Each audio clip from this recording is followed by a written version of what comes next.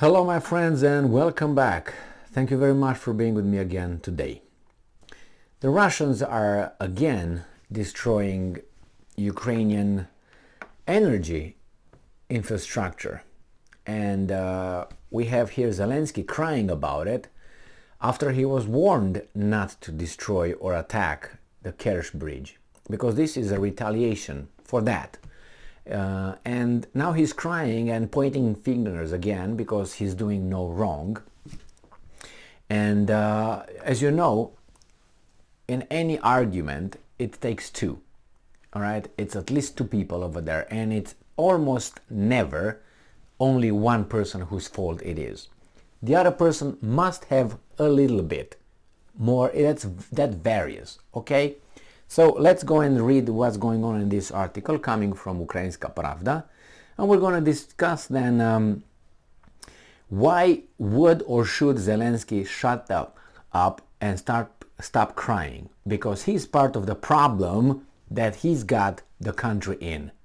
Okay, I'm not saying the Russians are not guilty of anything or the Ukrainians are not guilty of anything. No, what I'm saying is we are led to believe or expected to believe that Ukraine is the victim 100% and Russia is just a bully, aggressor, criminal. Well, things are a little bit nuanced, like almost everything in our lives, and this is no exception.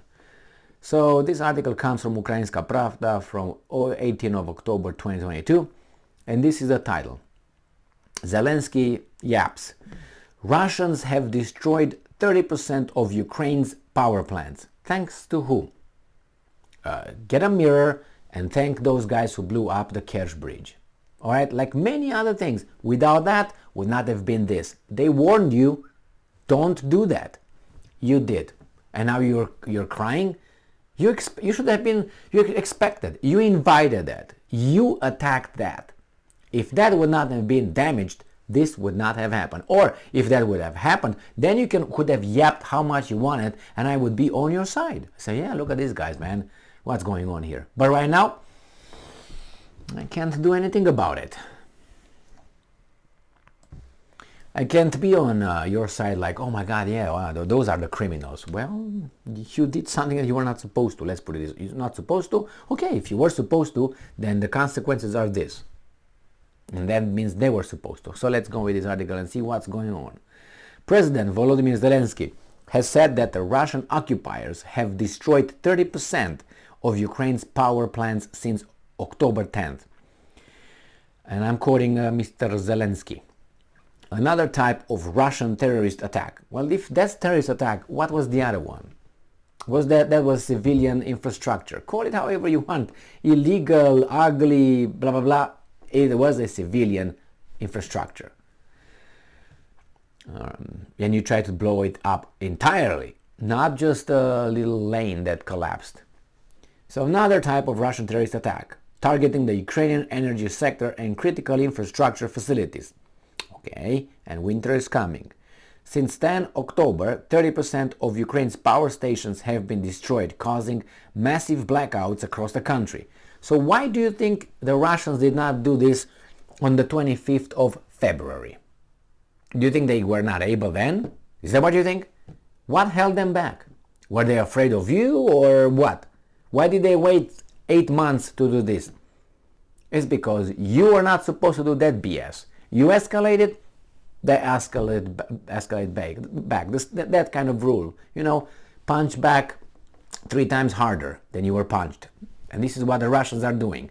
Hey, you punched me 1 time. Hey, I didn't punch you. I slapped you. Now you punch me, I'm going to punch you 3 times. And you're going to punch me 5 times, I'm going to punch you 100 times. And there we go. And one of us is going to collapse at one point. If we tango, then let's do it roughly. Right? So no space left for negotiations with Putin's regime, he said. Why does he keep saying that? He didn't want to negotiate and talk to the Russians since, I don't know, whenever he came to power, 2021 or something, or 2020, when was he elected?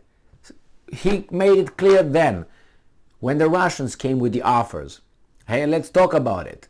Don't go there. He talked even with your bosses, Zelensky, with the Americans. What did the Americans do? Nothing. They ignored the Russians' requests for talks. Not to, do what we want you to do.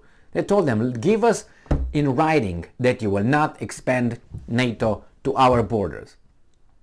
And you can ask, obviously, who gives Russia the right to do that, to demand that? And that's perfectly a legitimate question. But my thing is, if that's okay, then it will be okay with some Russian missiles in, let's say, Mexico, right? And then if I had to say this, then why did you even ask what you asked? So don't ask me who gives the Russian right, because of the safety concerns that NATO is going to put rockets in Ukraine right there closer to Russian targets. It's like Russia getting its weapons and missiles and putting them in the Rio Grande Valley ready. Do you think the United States will say, well, that's your right. If Mexico lets you, we're cool, man. Good move. Do you think that's what's going to happen? They start farting around when it was the Cuba thing. And they had weapons. They had nuclear weapons in Turkey. And the Russians did not bring any nuclear weapons in Cuba. They were showing you the... Anyway, let's go further here. So yes, you didn't have anything to negotiate. You said you're not going to negotiate if they do this, they did it. Did this, they did it. Did this, it is. So what are you talking about now? You're 8 months into all this and you tell me you're not going to negotiate? We know. The guys in Washington will not allow you to do anything until they say, yes, go ahead. Ukraine's Herman Halushchenko, Ukraine's energy minister, believes that one of the reasons for the Russian attacks is that the export of Ukrainian electricity to Europe helps European countries save on Russian gas and coal. Could be, but that could have happened before you blew up the Kerch bridge, but it didn't. Could be. And then we have Kirilo Timoshenko, deputy head of the president's office, called on Ukrainians during the national joint 24/7 newscast to prepare for possible rolling blackouts of electricity, water supply, or heat supplies. That's bad. Thank people who tell your four weasels in control of your country and your nation to get the up, okay? That's what I would do, but what can I do? I defend my territory. Okay, defend it then. Defend it. But the thing is this. It's such a weasel move. This is what bothers me. Let's say you have a country where the society, the economy doesn't work okay. And then, people are very unhappy with that and, and then some people get in the street and start protesting. And then during the protest, the Americans come and say, yes, you should protest because of standard of living and all that. And more people and more people and more people. And then something happens and you overthrow the government. And if you overthrow the government, another government comes. But that government was actually helped and promoted and is maneuvered by a foreign country. Now, would you like that? You're gonna have, you say, yeah, I overthrew that government who did not take care of my economy, right? And my life. But I got this one who's not my government. So now I'm gonna have both. A bad economy, and I'm going to be under the heel of that power or that interest or that interest. So this is what Ukrainians are doing right now. Yes, defend your country. Yeah, defend it. But you are used right now. That's what bothers me. I think that you're used for other interests. And I think all this could have been avoided just fine. Remember the Minsk agreements. Those two would have solved the problem without getting here. But on the other hand is this, we're not going to give any of our territory to anybody. Hey, sorry to break the news here, but look at historical events and you're going to find out that your country or some of your country was formed from other countries, other nations' territories. I mean, show me Ukraine on the map and tell me when was it created as a country, not as a nation, as a country. So why do you claim those territories that belonged to other countries and nations? You were given the Romanian territory, you were given Crimea, you were given Hungarian territory, you were given Polish territories. So when they say, well, we're not going to give anything to anybody, well, kind of, you shouldn't even have those to start with. So, we're not going to give those Donbass, and maybe those are claimed by the Russians. They say, no, they were ours, actually. They were given to you. We just take them back. Can you understand that if you look in the history, you might find that Ukraine existed only since 1918. I didn't hear of, you say Kiev. Kiev. Okay, Kiev. Around Kiev. How big was the Kiev? And who was in charge of that? Ukrainians?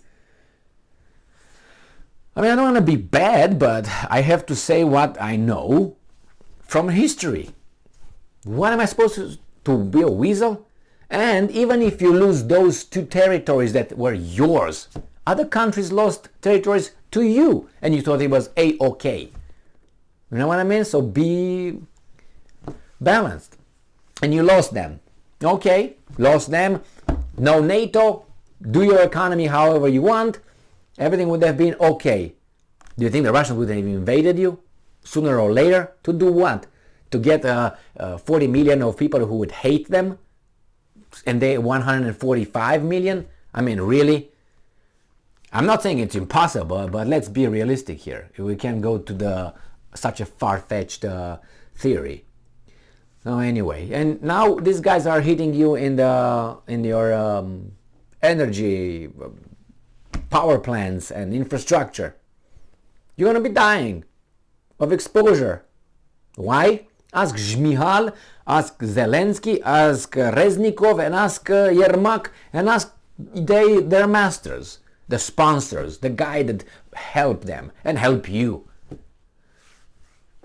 Thank you very much for being with me again today. Stay strong, stay smart, look for the truth, and be just.